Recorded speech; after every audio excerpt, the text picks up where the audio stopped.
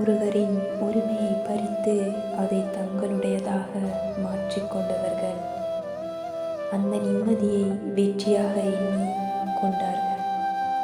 ஆனால் அந்த வெற்றிக்குள் ஒரு மனம் தினமும் சத்தமில்லாமல் சிதைந்து கொண்டிருந்தது.